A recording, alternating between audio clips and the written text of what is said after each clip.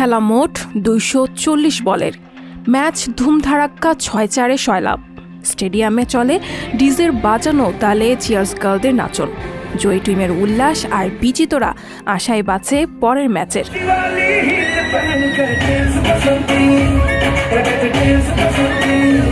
ক্রিকেটের সংক্ষিপ্ত ভার্সন টি-20 সারসংক্ষেপ এমনই।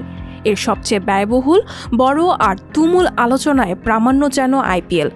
এই টুর্নামেন্ট শুরু হলেই বিপুল পুঁজির লগ্নিতে নড়েচড়ে বসে মুনাফালোভী চক্র। এই অসাধুদের বিস্তৃত নেটওয়ার্ক আইন সীমানা কিছুই মানে না।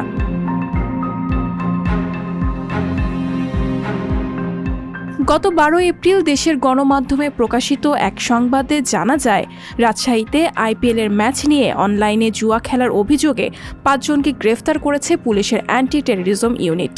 পুলিশ জানায়, গ্রেফতারকৃতরা বিভিন্ন অনলাইন অ্যাপস ব্যবহার করে ক্যাসিনো ও জুয়া মাধ্যমে সাধারণ মানুষকে বিভিন্ন ধরনের প্রলোভন দেখিয়ে প্রতারণা করেছিলেন।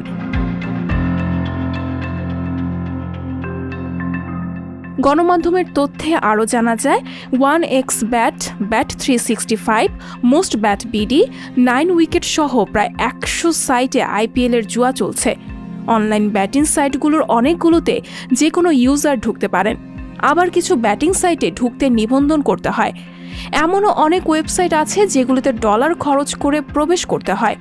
জুয়ার টাকার লেনদেন হচ্ছে বিকাশ, নগদ, রকেট বা ভিসা, মাস্টার কার্ডে। অনেকে আবার ব্যাটিং সাইটগুলোতে বিটকয়েন ইউজ করে অংশ নিচ্ছেন। জুয়ার পর ওইসব অর্থ ক্রেডিট কার্ড, ই-ব্যাংকিং ও হুন্ডির মাধ্যমে দেশের বাইরে পাচার হচ্ছে। আইপিএলের ম্যাচ নিয়ে জুয়া বাবদ দিনে কী পরিমাণ টাকা দেশের বাইরে পাচার হচ্ছে তার কোনো হিসাব নেই সরকারের কাছে। সরকার গত কয়েক বছরে 3500টিরও বেশি অনলাইন জুয়ার সাইট বন্ধ করে দিয়েছে। সিআইডি, ডিবি ও র্যাবের হাতে ধরা পড়েছে জুয়ার সাইট পরিচালনাকারী শতাধিক ব্যক্তি। তবে প্রতিটি সাইট বন্ধ করার পর জুয়ারি চক্র ভিপিএন দিয়ে সাইটগুলো আবার সচল করে। গণমাধ্যমের সঙ্গে আলাপে আইপিএলের খেলায় বাজি ধরার অভিজ্ঞতা জানান নাম প্রকাশে অনিচ্ছুক একজন।